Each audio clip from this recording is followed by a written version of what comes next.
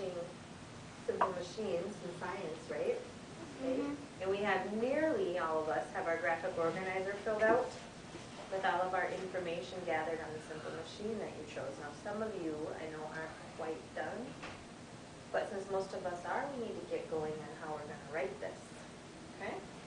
Remember before when we wrote our landforms, we had our graphic organizer, but we just didn't copy that information into our paragraph, did we?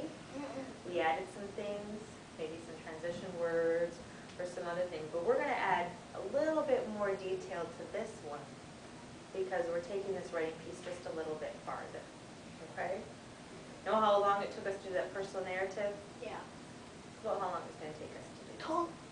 Okay? What? We're typing it? Probably will. What's that, Connor? Right, because that one was just more of a quick write. We went through the process really quick. Sometimes we go through writing pieces quick, right? And sometimes we take a little bit longer, right? And we really take our time and revise it and make it even better than the first time we wrote it. Okay? There's times where we need to write fast, there's times when we need to spend more time.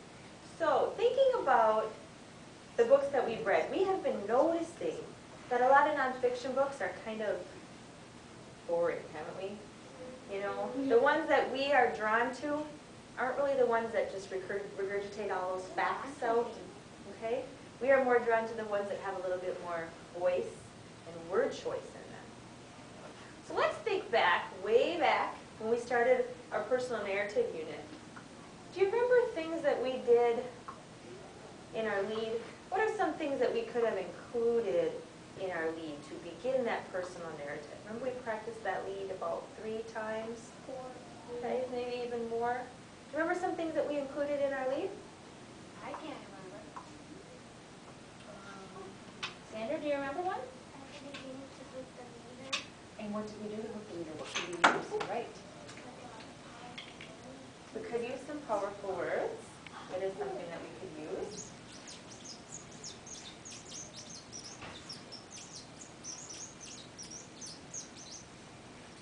Remember something else, Kaylee? Remember that? We said we could use some dialogue. Some of those exact words that our characters were using in the story. Maybe us, maybe somebody else who was in our story. Samantha. In the beginning, is that what we talked about? We're going to get that today.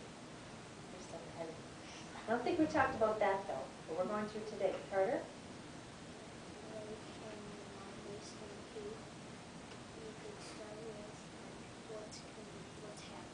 Okay, so you could have some, maybe you could have some actions. Remember that? Is that what you're going to say, Xander? We talked about dialogue, action. There was one more thing that we used to describe where it was taking place. What's that? Davis. Setting. Setting. All right. I thought it was middle. Okay, so when we wrote our leads for our personal narrative, we thought about these things, some powerful words, using dialogue, action, setting. Okay, you can do the same things with your nonfiction. Okay? Some people think that a lead in a nonfiction story isn't as important as a personal narrative or a fiction story, but it's just as important. So what I'm going to do is I want to read you something, and I want you thinking, well, what did these authors, because 2 kids wrote this together, what did they do in their lead, Davis? Later this year, can we write fiction stories? And Comes type up them? Comes up right after this. When we come back from break, we'll work on it. Okay. Also, All right, guys, so this was written by 2 5th graders. So let's see if you notice what they did with their lead. Okay? What's 5th grade?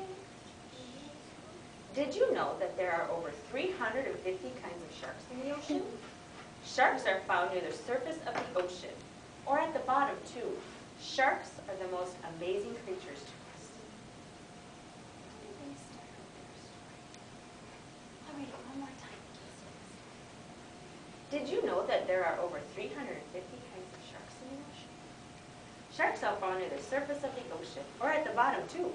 Sharks are the most amazing creatures to us. Bryce. That there are almost 500 kinds of sharks. Well, they included a fact in their lead, didn't they? Yes, they did. They included a fact. And what else did they do, John?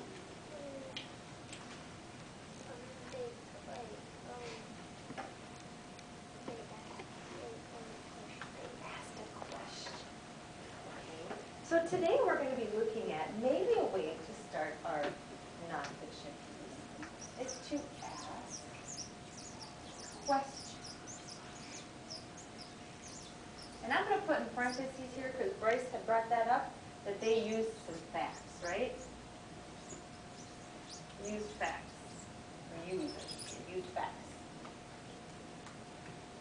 So one way that you could start out your nonfiction piece is by asking a question. I've got a couple books here by a nonfiction author. He writes lots of nonfiction.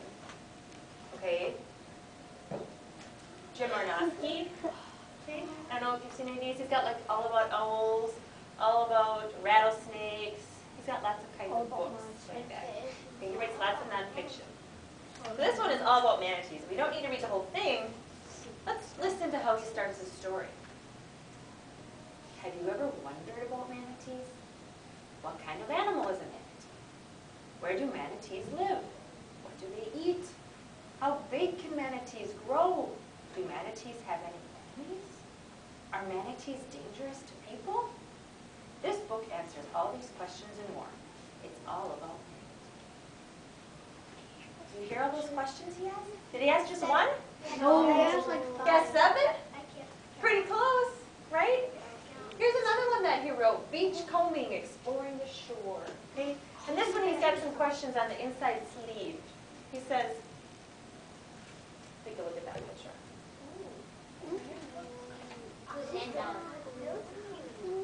What kind of shell is that? Where did this coconut come from? Can I take a closer look at horseshoe crabs? That's 3. 3 different questions about information that you're going to find in the story. Okay. So think about your simple machine for a second. Let's think about one question you might use to start out your writing piece. Just think for a second. Put your hands down.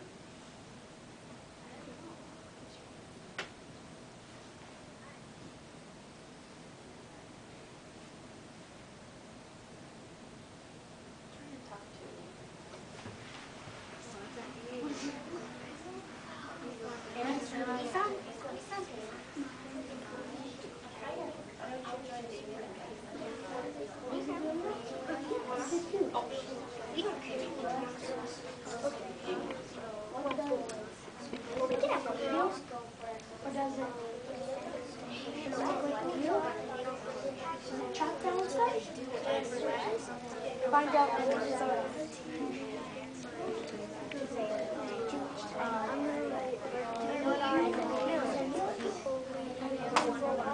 what do they do? Come on, Royce, real.